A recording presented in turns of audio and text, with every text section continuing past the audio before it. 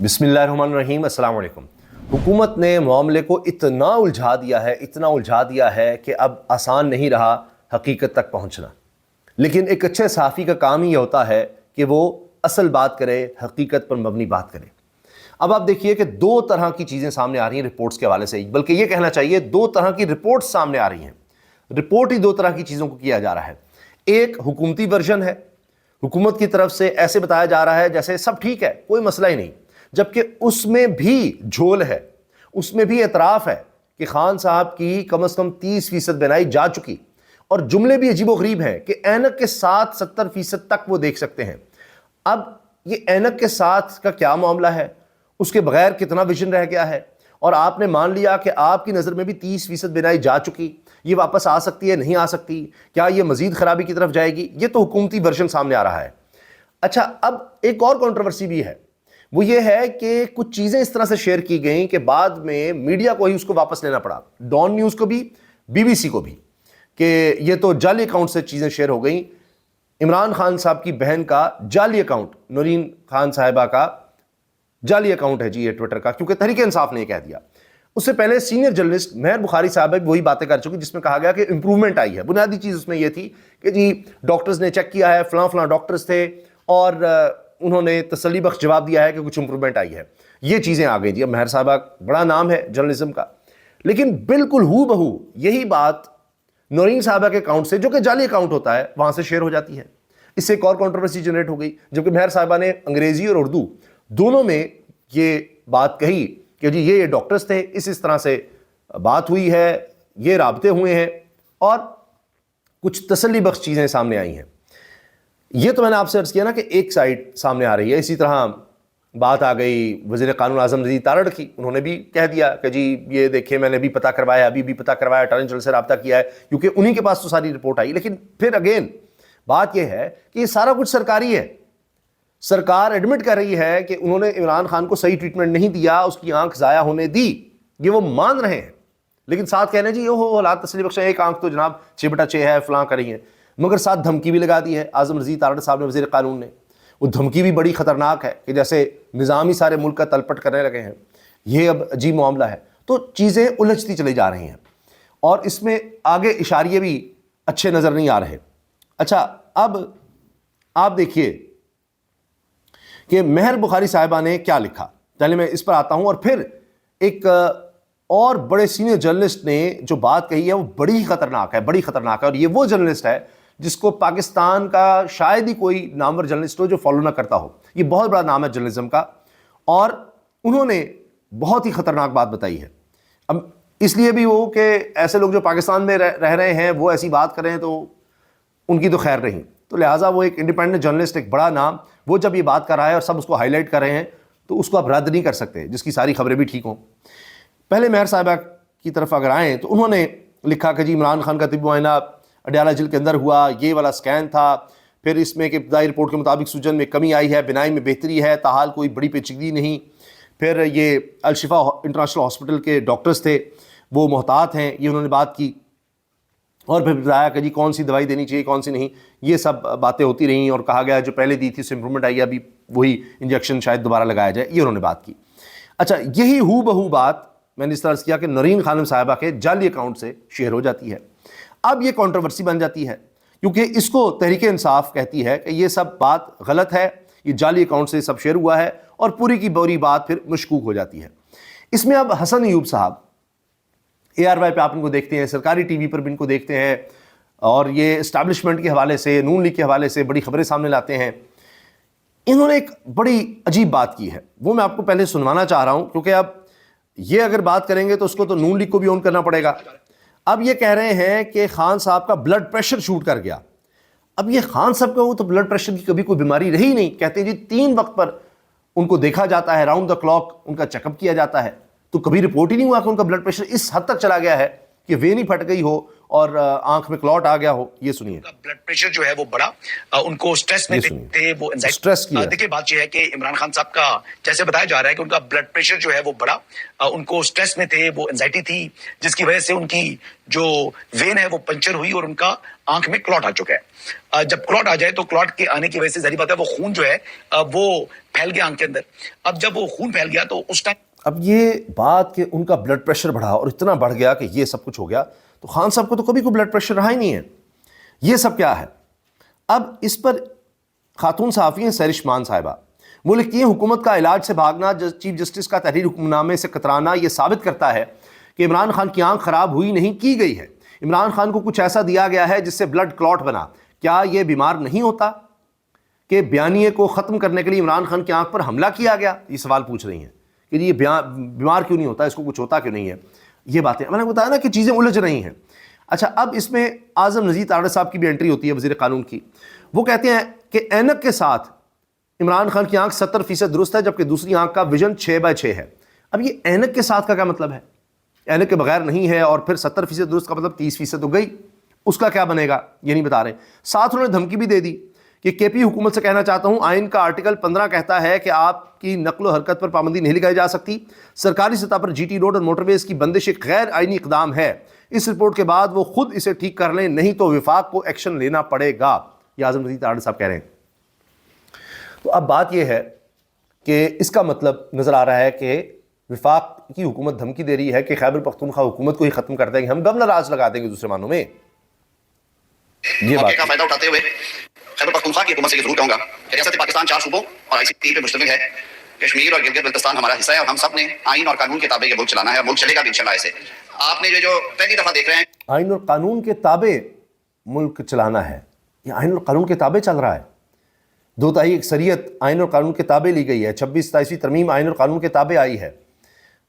جتنا آئین اور قانون پر پاکستان میں عمل ہو رہا ہے کمال ہے. دنیا میں شاید اس کی مثال نہیں ملتی, اور پاکستان دنیا کے لیے ایک مثال بنتا جا رہا ہے ترقی اور خوشحالی کی کہ آئین اور قانون پر عمل ہو تو دیکھیں کیا ہوتا ہے.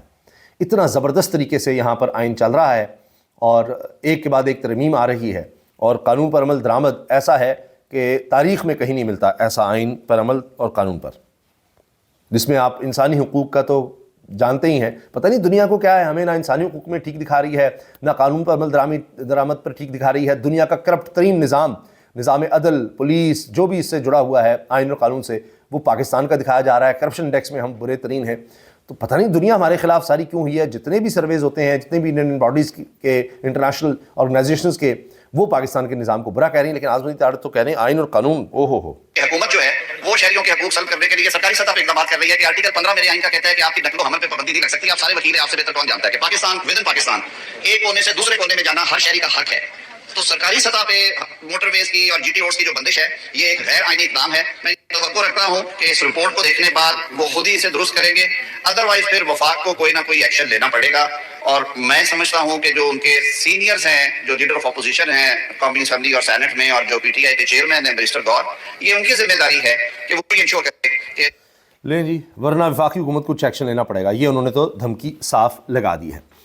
اچھا, یہ سارا حکومتی ورژن میں نے آپ کے سامنے رکھا کہ جی ٹھیک ہے, عمران خان صرف 30% ضائع ہوئی ہے, کوئی اتنا مسئلہ نہیں ہے, 70% آ جاتا ہے, اینک لگا کر آ جاتا ہے, وہ پتہ نہیں کب تک رہے گا, امپرومنٹ ہونی نہیں. وہ بڑے تسلی میں ہے, کوئی مسئلہ نہیں جی, وہ تسلی میں ہے کہ یہ سب کچھ ہو گیا ہے, ان کے لیے کوئی مسئلہ نہیں ہے.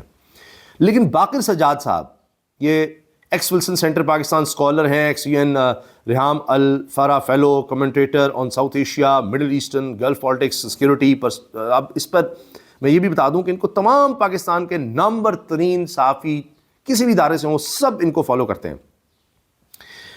اب انہوں نے جو بات لکھی ہے وہ بڑی خوفناک ہے. یہ لکھتے ہیں, hearing very concerning updates after Imran Khan's examination by doctors in jail. اب میں بتاؤں یہ حکومت سے ہٹ کر جو بات آ رہی ہے یہ وہ ورژن ہے. Report suggest his central retina when occlusion has deteriorated much more severely than first thought. کہ ان کا جو مسئلہ ہے ریٹینا کا وہ اتنا زیادہ ہے کہ جتنا پہلے سوچا گیا تھا اس سے زیادہ خوفناک اور زیادہ خطرناک ہے. Let's hope these are not accurate prayers for his well being. چلیں دعا کریں کہ غلط ہو اور ان کی صحت کے لیے دعا کریں جی. اب وہ کہہ رہے ہیں رپورٹس تو مجھ تک آ گئی ہیں اور وہ ساری ڈسکس ہو رہی ہیں اور اس پر بات کر رہے ہیں. پھر اس میں ایک آڈیو کا چکر بھی آ گیا ہے جی, اور آڈیو لیک پر بڑے صافی بات کر رہے ہیں کہ ایک آڈیو لیک ہوئی ہے, اگر اس میں بیان کی جانے والی باتیں سچ ہیں تو یہ بھیانک صورتحال کی عکاسی کرتی ہے, باقی اللہ تعالیٰ صحت دے. یہ نادر بلوچ صاحب لکھ رہے ہیں. اب میں آپ سے عرض کروں نا کہ جب حکومت پر اعتماد نہیں رہے گا, اعتبار نہیں رہے گا, جب حکومت خود روڑے اٹکائے گی کہ جی ذاتی معالج نہیں جا سکتا, کوئی خاندان کا بندہ بہن نہیں جا سکتی, اور اس کے بعد آپ رپورٹ لے آئیں گے, تو پھر آپ خود شکوک و شبہات کو جنم دے رہے ہیں, چیزوں کو الجھا رہے ہیں کہ اچھا بہنوں کو آپ کہہ سکتے تھے ٹھیک ہے وہ باز ہی نہیں آئیں گی, ان سے انشورنس لے بھی لیں تب بھی وہ بعد میں بات کریں گی, کوئی سیاسی بات ہو جائے گی علاج کے دوران ہی. ڈاکٹرز جو شوکت خانم ہاسپٹل کے ڈاکٹرز ہیں, آج تک ایک بیان ان کا سیاسی نہیں ہے, ایک بیان, نہ ان سے سیاست تعلق ہے. وہ جی سیاسی ڈاکٹرز ہیں بھائی, ڈاکٹر عاصم زرداری صاحب کے ساتھ رہا ہے, کوئی سیاسی نہیں. وہ عدنان نواز شریف کے لیے سیاسی نہیں. یہ شوکت خانم کے 2 سینئر ترین ڈاکٹر وہ سیاسی ہو گئے, تو اس کی وجہ سے آپ نے بس ان کو بھی نہیں ملنے دیا.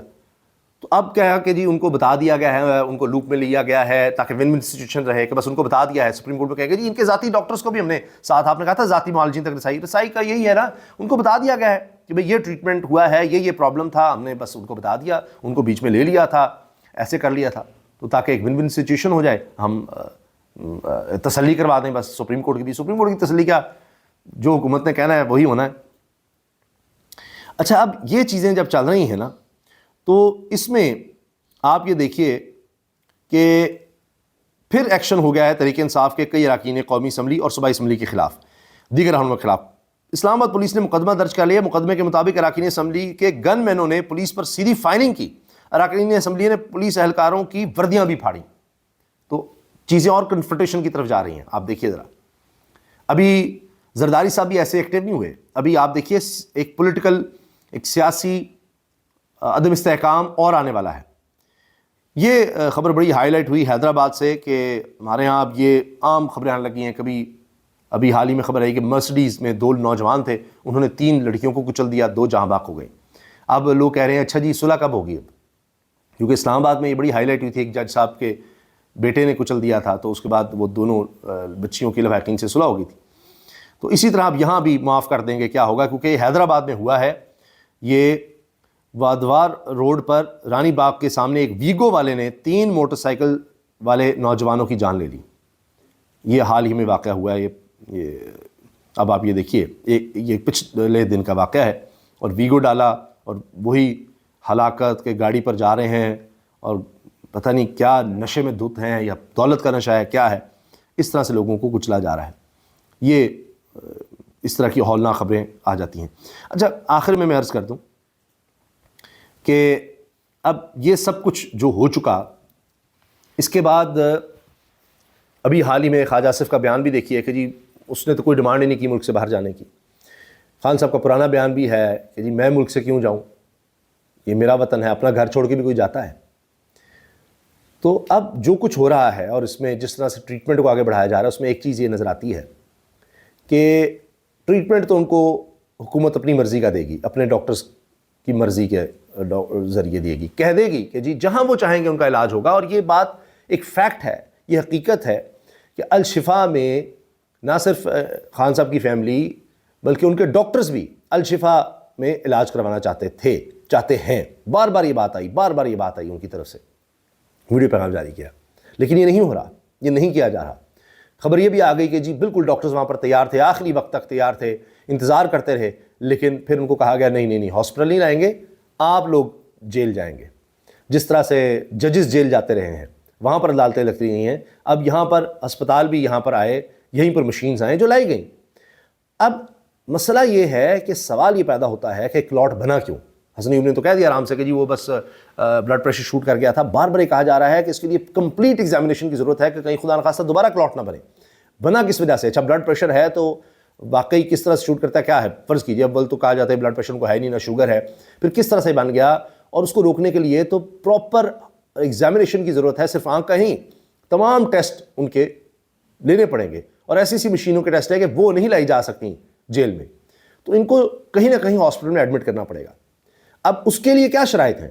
کیا یہ شرائط ہیں کہ جی بہنوں سے ملاقات نہیں ہو سکتی، ذاتی ڈاکٹر سے نہیں دیکھ سکتے، کوئی ایسی بات نہیں ہوگی، یا یہ کہ تحریک انصاف کوئی احتجاج نہیں کرے گی، کوئی آدمی وہاں ہاسپٹل کی طرف پھڑکے گا بھی نہیں، کوئی وہاں پر آئے گا نہیں، کوئی ضد نہیں کرے گا، کوئی سڑک بند نہیں ہوگی، کچھ ایسا نہیں کیا جائے گا، یہ ہے۔